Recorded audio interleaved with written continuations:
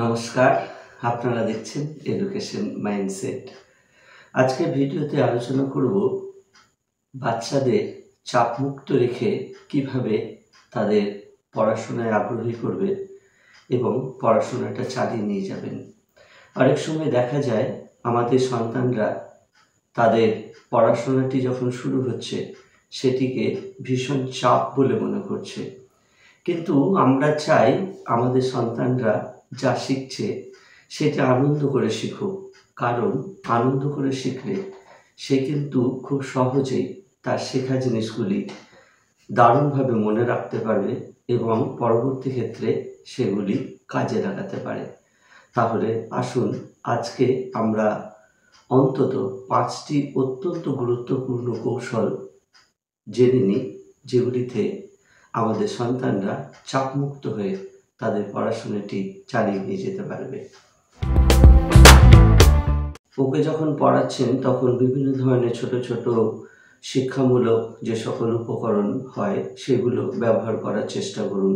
যেমন অঙ্ক শেখানোর জন্য বিভিন্ন ধরনের ফ্ল্যাশ কার্ড বা বিভিন্ন ধরনের প্লেডোর ব্যবহার, এগুলোকে প্রথম দিকে ওকে মাধ্যমগুলোর সাহায্য নিন, তাহলে ভীষণ উৎসাহিত হবে এবং উৎসাহের সঙ্গে সে কিন্তু পড়াশোনাটা করবে।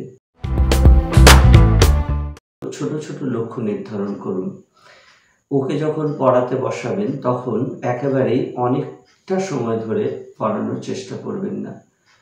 একদম ছোট ছোট লক্ষ্য নির্ধারণ করবেন, যেমন তুমি এই কটা অঙ্ক করো, তারপরে আর পড়তে হবে না, বা তুমি এই অংশটুকু একটু লেখো, তারপর আর পড়তে হবে না, বা তুমি এই ছড়াটা খুব ভালো করে করে নাও, তারপর আর পড়তে হবে না। অর্থাৎ যেটুকু করছেন সেটুকু পরিকল্পনা মাফিক খুব ছোট ছোট লক্ষ্য নির্ধারণের মাধ্যমে তাকে পড়াবেন।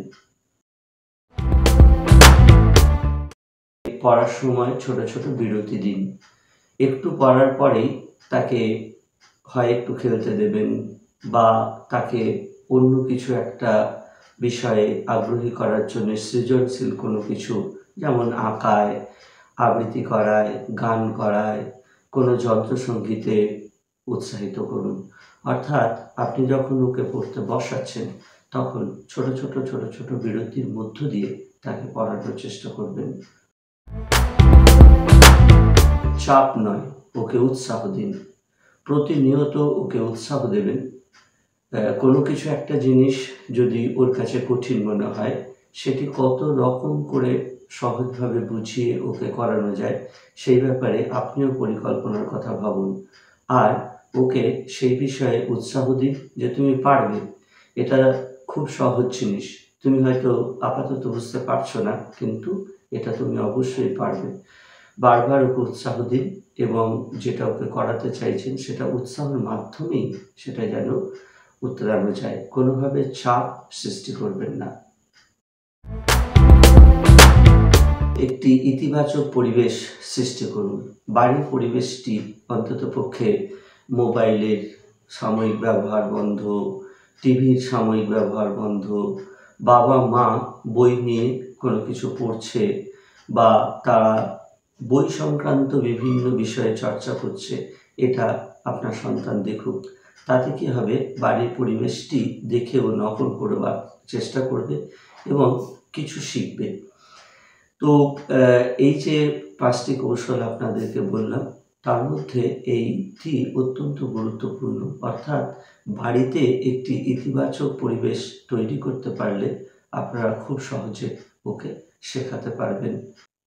এই 5টি কৌশল যদি অবলম্বন করেন তাহলে আপনার সন্তান পড়াশোনাটাকে কোনোভাবেই চাপ মনে করবে না, বরং পড়াশোনাটাকে অত্যন্ত ভালোভাবে নেবে এবং আপনার ইচ্ছেগুলি পূরণ করার জন্য সে পড়াশোনাটি ভালো করবে।